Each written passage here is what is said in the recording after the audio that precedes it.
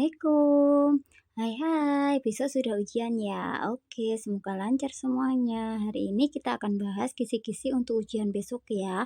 Dan karena besok itu ujiannya soalnya acak, jadi perhatikan juga kisi-kisinya nanti. Ini nanti ketika ujian kalian mengerjakannya soalnya acak. Jadi jangan sampai tergoda atau terlena, tapi fokus kepada apa yang ada di dalamnya. Oke, langsung saja. Kita mulai dari nomor satu. Nanti di situ kita akan mengidentifikasi kata konotasi atau konotatif dari suatu kutipan. Konotasi itu atau konotatif itu artinya adalah maknanya kias. Lawan kata dari konotasi adalah denotasi. Nah, nanti kalian barangkali juga akan jumbo ini konotasi, denotasi, diafan atau prismatis. Nah, untuk tipsnya biar gampang adalah nanti cek aja di pilihan ganda. Kalau misalkan pilihan ganda itu ada konotasi, kemudian ada denotasi dan ada diafan, berarti kemungkinan besar jawabannya ini yang konotasi karena kan diafan dengan denotasi ini kan hampir sama. Tapi kalau nanti ada kata konotasi, prismatis, denotasi, berarti jawabannya adalah yang denotasi. Kenapa? Karena prismatis dengan konotasi itu sama ya. Gitu caranya agar cepat kita mengerjakannya dan kalau kalian pas bingung caranya seperti itu. Nah, kemudian yang kedua, nah ini ada menentukan makna denotasinya. Contoh nanti ada contohnya misalkan ada kata tangan kanan nih. Apa sih arti dari tangan kanan? Ternyata tangan kanan tuh artinya suka menolong. Kemudian buah tangan apa artinya? Oleh-oleh. Kemudian panjang tangan artinya apa? Suka mencuri gitu ya. Kemudian kebalikan kata. Intinya adalah kalau misalkan ada antonim, sinonim. Caranya kalau pas lupa nih antonim apa, sinonim apa. Nah, caranya adalah sinonim, huruf depannya adalah S. S itu artinya sama, berarti maknanya sama. Berarti sinonim itu S sama artinya gitu ya. Berarti otomatis antonim lawan kata. Contoh lawan kata pergi itu datang. Lawan kata datang ya pergi. Kalau lawan kata bertemu adalah berpisah. Kemudian sinonim, ini tadi kalau sinonim berarti yang sama ya. Tapi di sini ungkapan berarti artinya naik daun itu sama seperti terkenal. Kemudian gencatan senjata sama dengan damai atau perhentian perang. Kemudian struktur resensi bagian rekomendasi. Rekomendasi itu isinya tentang apa? Penilaian, kemudian saran. Ingat rekomendasi berarti kita merekom nih, kita memberikan penilaian. Ini bagus nggak sih? Recommended nggak sih? Nah, itu namanya rekomendasi. Terus kita berikan saran-saran juga. Kemudian orientasi. Orientasi ingat, orientasi itu pengenalan yang isinya adalah informasi umum. Ingat orientasi pengenalan. Orientasi adalah yang namanya kita MOS atau biasanya awal masuk sekolah kan ada namanya orientasi. Nah, itu artinya adalah pengenalan ya. Berarti isinya informasi umum dari sebuah film atau buku atau karya sastra lainnya. Kemudian analisis. Analisis itu unsur intrinsik. Unsur intrinsik itu ya alur, tokoh, penokoh, latar dan lain sebagainya. Kemudian menentukan alasan tokoh dalam cerita. Berarti kita harus menilai keputusan tokoh berdasarkan isi resensi. Selanjutnya latar tempat. Berarti fokusnya ada pada lokasi kejadiannya. Kemudian menentukan tokoh teladan. Berarti sikap atau perbuatan tokohnya. Kalau teladan berarti yang baik. Kata berirama berarti fokus pada bunyi akhir. Bunyi akhirnya misalkan aku berarti ada kamu sama-sama berakhiran u gitu ya. Terus iramanya berirama atau sajaknya apa?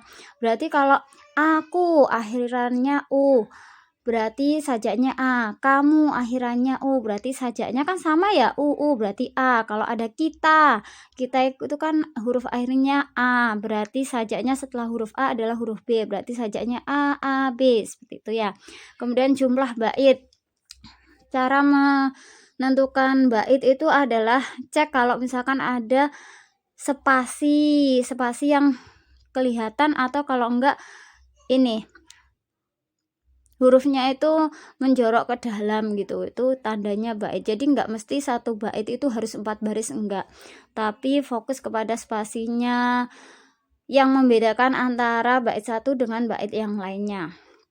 Oke, kemudian menentukan kata sulit atau diksi yang puitis. Nah, kalau makna kata ini dicek kira-kira dari A, B, C, D, pilihan yang ada mana yang maknanya itu paling nyambung sama puisinya.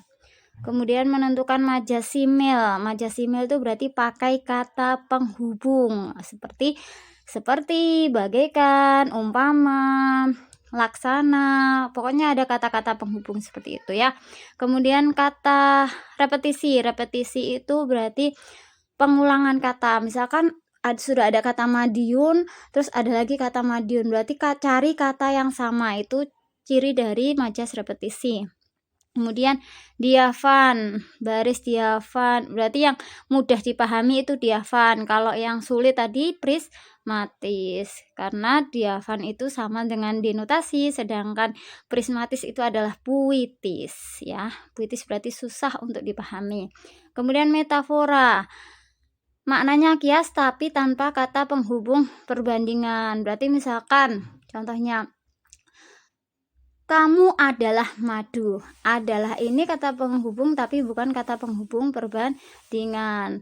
Kau madu. Nah, itu berarti membandingkan kamu dengan madu, tapi tanpa kata perbandingan. Berarti metafora, tapi kamu seperti madu. Berarti masuknya simil karena ada kata seperti. Kemudian menentukan isi puisi berkaitan dengan rasa bangga terhadap pahlawan. Kemudian menemukan puisi prismatis, berarti cari yang maknanya itu tersirat, butuh ditafsirkan, kata-katanya indah. Imaji itu ada penglihatan, berarti yang visualnya bisa dilihat. Aku menatapmu dari kejauhan, berarti pakai mata ya.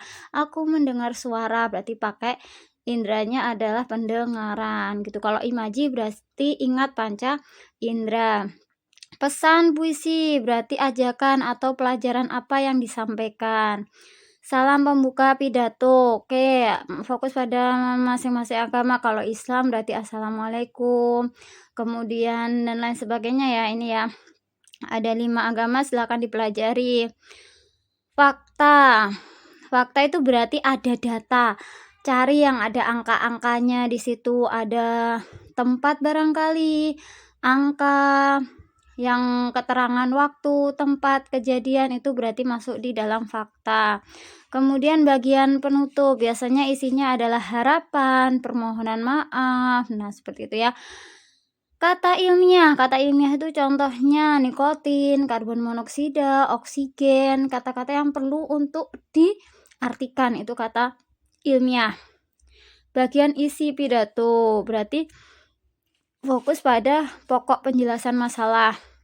Menentukan simpati terhadap korban bullying. Jadi kita menunjukkan kepedulian. Nanti cek mana abjad atau pilihan yang mengarah kepada kepedulian, berarti jawabannya yang itu.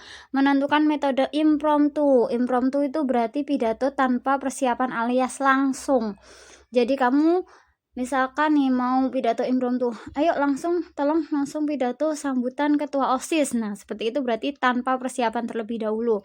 Kalau ekstemporan berarti poin-poin, ada catatan kecil, tidak dihafal secara total. Dan terakhir, menentukan kalimat ajakan.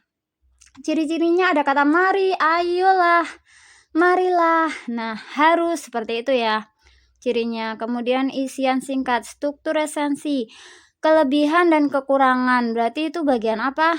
Evaluasi, benar. Kelebihan dan kekurangan masuk dalam bagian evaluasi. Menyebutkan bagian ringkasan cerita. Apa itu ringkasan cerita? Sinopsis. Kemarin struktur esensi ada orientasi, pengenalan, kemudian ada sinopsis. Setelah sinopsis ada analisis yang isinya adalah unsur intrinsik dan ekstrinsik.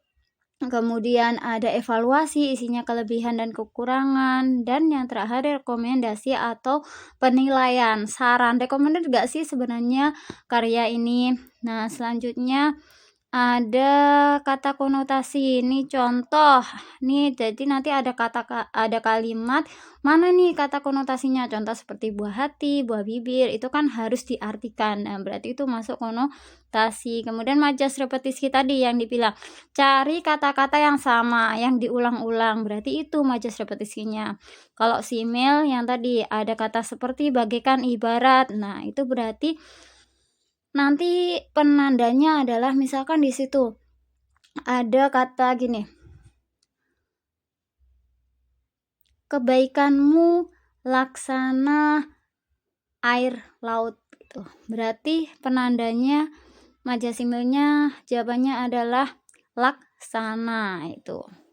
Kemudian majas metafora menyebutkan kata penanda metafora kayak seperti contohnya buah tangan, cahaya hidup gitu. Jenis puisi di sini menentukan ciri puisi prismatis, berarti maknanya tersirat, sulit dipahami. Jenis pidato ya nomor 89 ini yang paling gampang. Kalau memoriter itu ingat kata memori. Memori itu berarti hafalan. Impromptu, improvisasi berarti langsung tanpa naskah. Manuskrip berarti ada skrip, berarti baca naskah. Skrip itu kan naskah. Berarti kalau manuskrip baca naskah. Kemudian kalau eksemporan itu poin-poin. Kemudian kalimat ajakan. Berarti kalimat ajakan ada kalimat persuasif. Ingat ya. Kalimat persuasif itu ditandai dengan kata ayo, marilah, ayolah, harus, seperti itu. Yuk langsung di yang C. Amanat cerita, berarti pelajaran apa sih yang kita bisa petik dalam kehidupan sehari-hari kita? Kita nggak boleh apa atau kita harus apa dalam kehidupan sehari-hari kita sesuai dengan cerita tersebut. Kemudian menilai karya. Nah, berarti disebutkan nih kelebihan dan kelemahan ceritanya. Mungkin kelebihannya bahasanya mudah dipahami, kemudian kalau kekurangannya mungkin ada tipe atau ada bagian yang menurut kalian kurang pas seperti itu. Tapi kalau misalkan ini kelemahannya tidak ada juga tidak apa-apa. Kalau misalkan kelebihannya tidak ada juga tidak apa-apa. Yang penting harus disebutkan salah satunya, entah itu kelebihan, kelemahan. Kalau dua-duanya itu lebih bagus ya. Kemudian sinonim dan antonim tadi. Kalau sinonim S sama berarti sinonim itu persamaan kata. Nah, lawan dari sinonim, antonim. Otomatis kalau sinonim itu persamaan, antonim itu lawan kata. Puisi dan majas. Nah, ini nanti kalian diminta untuk menulis puisi 1 bait bertema terima kasih dan harus mengandung majas. Minimal 1 majas, tapi lebih baik kalau 3 majas. Ya, metafora, simil, dan repetisi. Kemudian menulis kalimat ajakan bertema anti bullying. Contohnya, mari kita jaga kerukunan, no bullying. Nah, contohnya seperti itu. Harus ada kata mari, harus ada kata ayo, karena itu merupakan salah satu ciri dari kalimat persuasif. Ya, kalau sudah ada ayo, marilah, itu pasti jawabannya sudah benar. Oke, segitu saja. Selamat belajar, dan nanti untuk linknya, link file ini akan disematkan di bagian deskripsi ya. Bye bye. Assalamualaikum.